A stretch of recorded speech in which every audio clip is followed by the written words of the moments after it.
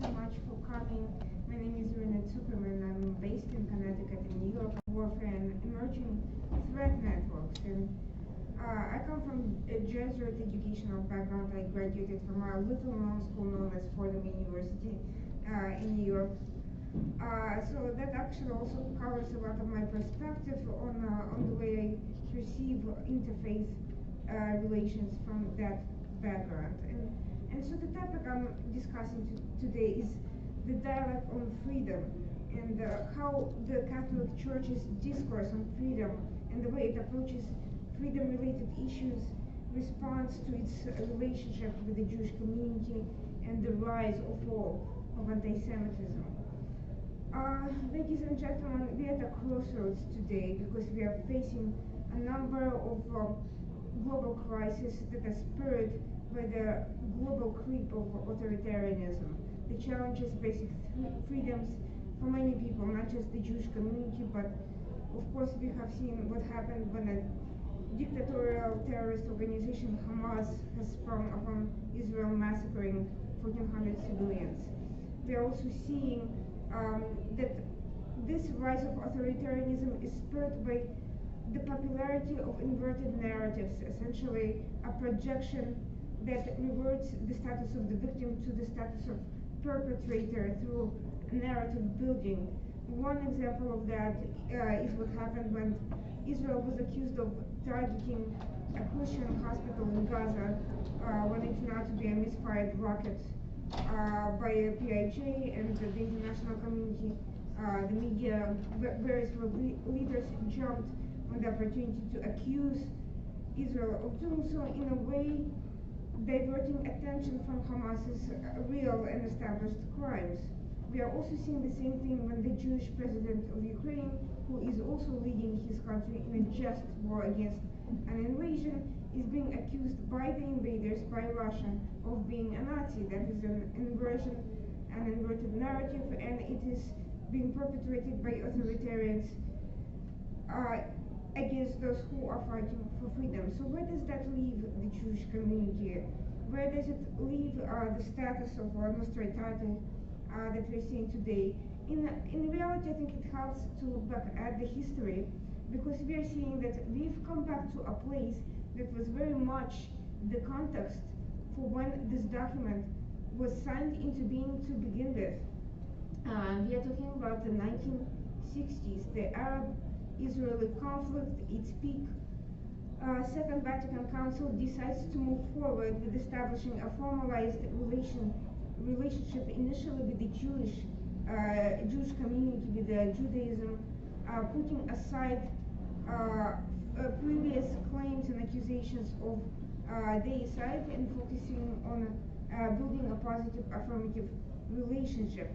Under pressure from various Middle Eastern states, including the president of Egypt, Gamal Abdel Nasser, who is backed by the Soviet Union, the Vatican decides to expand the document Nostra Aetate to encompass other major world religions. And it's a very important development, and I'll get to why that is.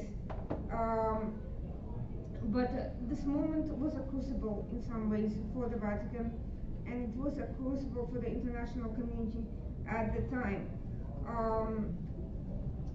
The pressure that the Vatican was coming into was in the context of politicizing what was very much a spiritual crisis. You have Nasserist, Pan-Arabist, and Soviet-backed states, in many cases pushing atheism and pushing against Christianity and any sort of religion, but also identifying Jews, the Jewish community, anywhere in the world with Israel and with the Arab-Israeli conflict. Very manifestation of anti-Semitism right there, holding the Jewish community as a faith responsible for political actions of a state. So the context here is that Vatican was facing this spiritual and political challenge, how to make this relationship building happen in the context of hatred, in the context of spiritual blindness. And I'd like to actually read the excerpt from the declaration. It's beginning signed by Pope John XXIII because I think these words encapsulate some of the thinking that brings us back to this idea of freedom that I'll be discussing. We are conscious today that many centuries of blindness have clogged our eyes so that we can no longer either see the beauty of thy chosen people, nor recognize in their faces the features of our privileged brethren. We realize that the mark of Cain stands upon our foreheads. Across the centuries, our brother Abel has lain in the blood which we drew or shed the tears caused by forgetting thy love. Forgive us for the curse we falsely attached to thy name as Jews. Forgive us for crucifying thee a second time in their flesh, for we knew not what we did. So there is this effort at reconciliation, of bringing back this idea of unity, of togetherness, and recognized mutual humanity, and putting aside religious grievances and false narratives that undermine the potential for this relationship.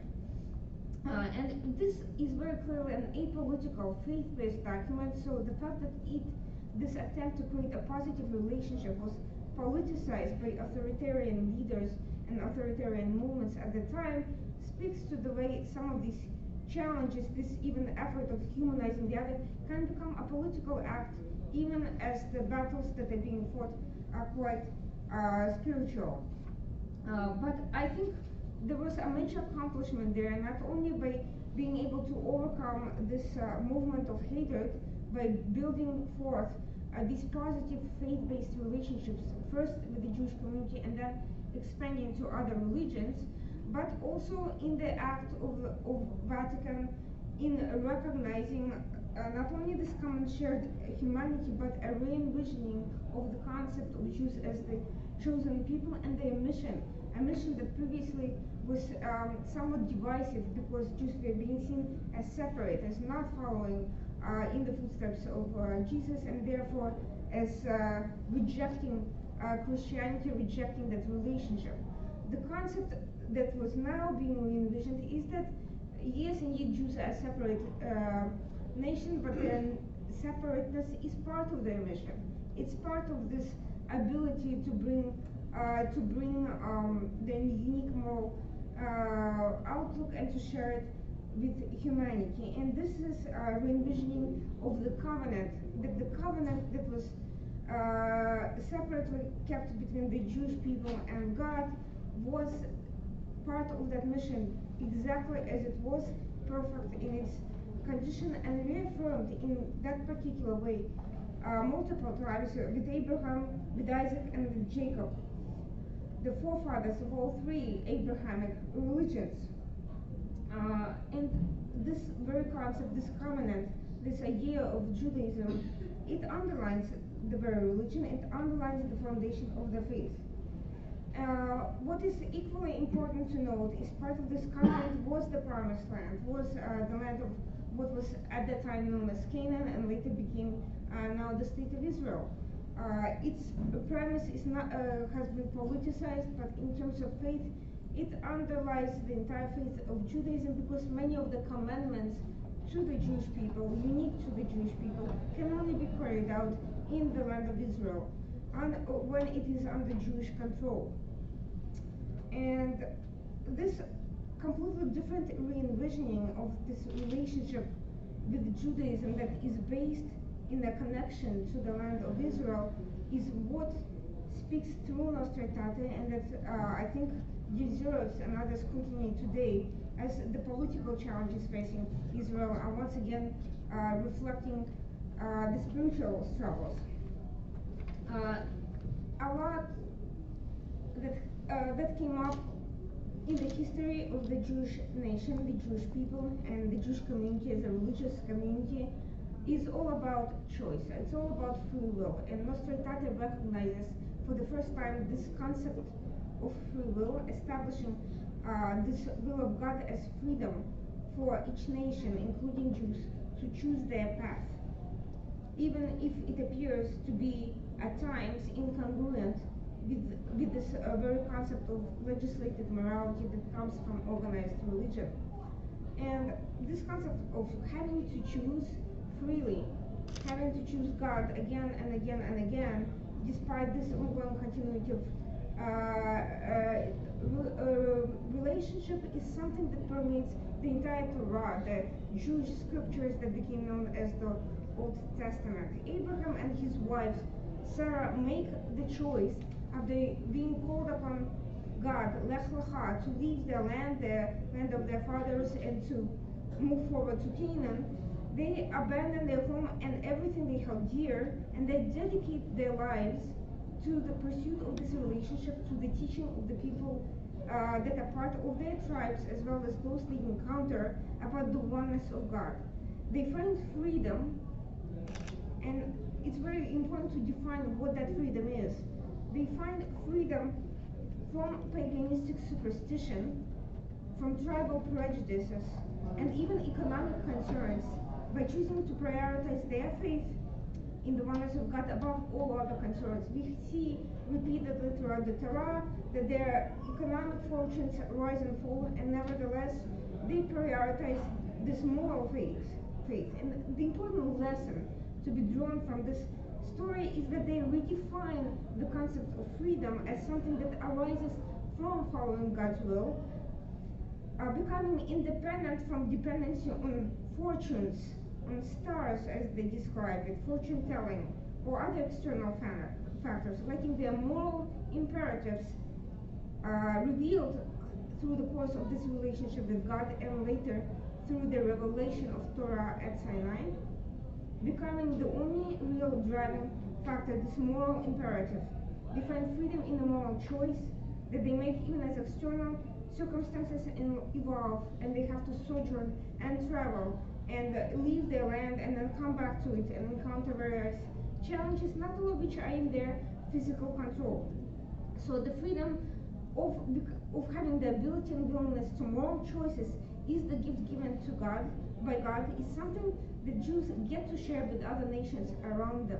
So their chosenness lies in this ability to redefine the concept of placing moral choices above everything else that happens. That doesn't mean discouraging prosperity or the pursuit of happiness through individual initiatives or family building or anything else, but it does make this framework clear for the first time, that no matter what happens, no matter what suffering you may encounter, what misfortunes and challenges and setbacks, you always have the freedom to choose how to react to your circumstances.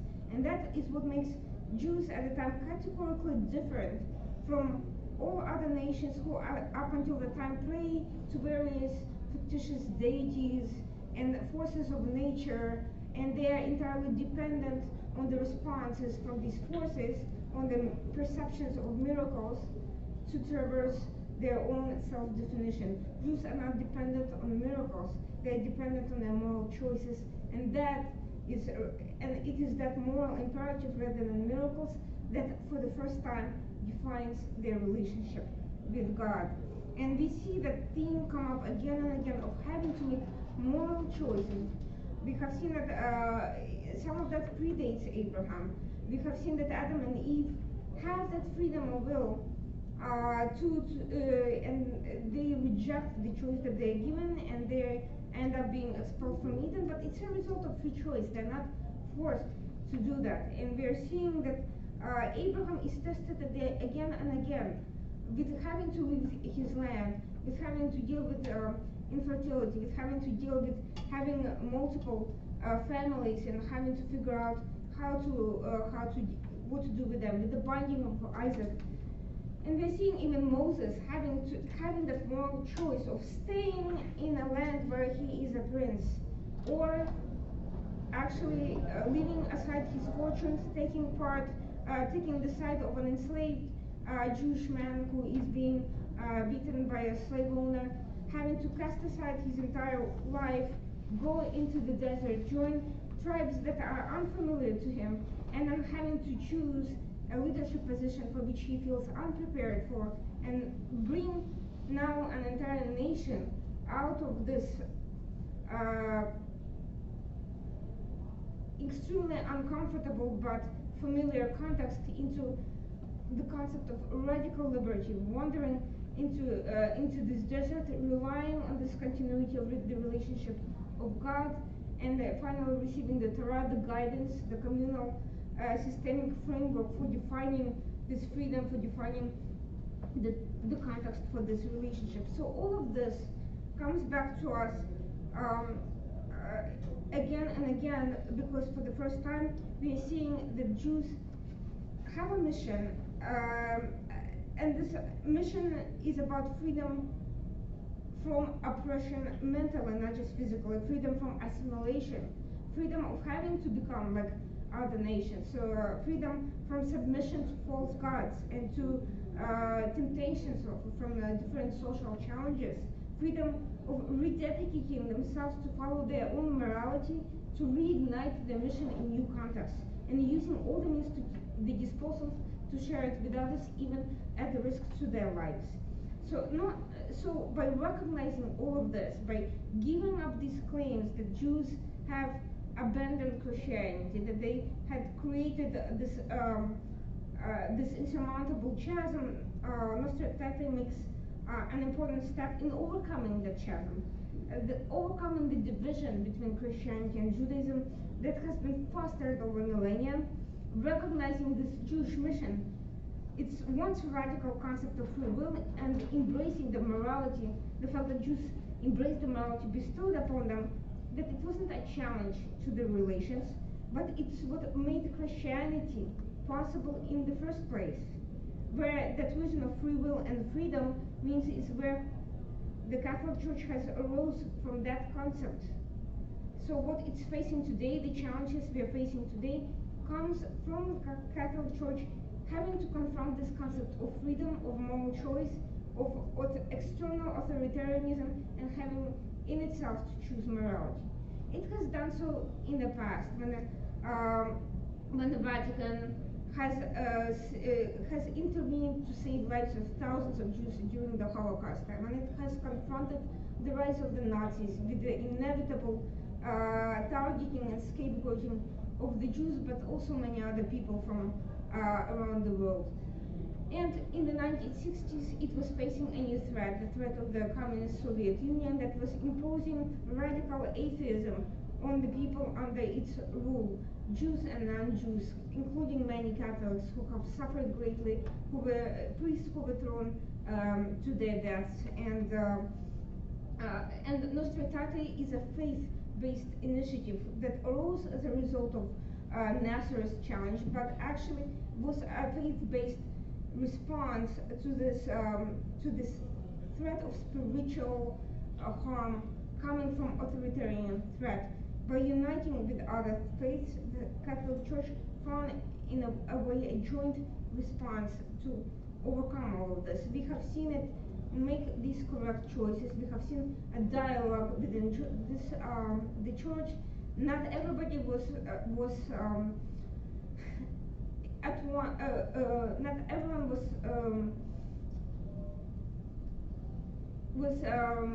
was on board with a radical confrontation of such threats of authoritarianism, communism, atheism. There were efforts through the years to try to adjust, to accommodate, to compromise. Pope John Paul II rejected that radically. He actually very much sided spiritually with those who were seeking freedom. And ironically, we see that as that happened, the very same forces that threatened the Catholics, the very same forces that tried to impose this spiritual darkness upon the nations of Eastern Bloc and everywhere else that they could get to, they were also deliberately using fictitious narratives to smear the church and to create anti-Semitic campaigns in those countries, in Poland, in the Soviet Union, and elsewhere. We are seeing today that we are once again confronted with the descendants of the same evils. They are not the same ideological descendants, but they are very much the spiritual descendants. Russia today is not communist, but it's kleptocratic, it's invasive, and it has used derogatory anti-Semitic language against Zelensky and against Israelis. We are seeing that communist China today is very much suppressing Catholics and all other religions within its borders, and we're seeing that Hamas, an Islamist terrorist organization that was very much influenced by Muslim Brotherhood, which in turn was influenced by Soviet and Nazi ideologies, is once again confronting not only Jews as Jews, but the entire international community. So the question is, what is the Catholic leadership, what is the Vatican going to do today? We have seen concerning signs on the one hand, from Pope Francis at some point making justification or appearing to fall for Russia for supporting the imperialism, and on the other hand, we have seen great leadership from the Catholics pushing back against this institutional and individual capacity. My response to that is that we already have the answer. Nostra Aetate emerged as a result of similar conflicts in the 1960s. It brought together Catholic Church with the religious leadership, communal leadership from Judaism and other religions. I think today the answer is the same. We embrace this joint fight for freedom, realizing that our common need that brings us all together lies in that moral choice against authoritarianism, against enslavement, mental and physical, but authoritarian states that reflect as much political crisis as spiritual. Thank you so much.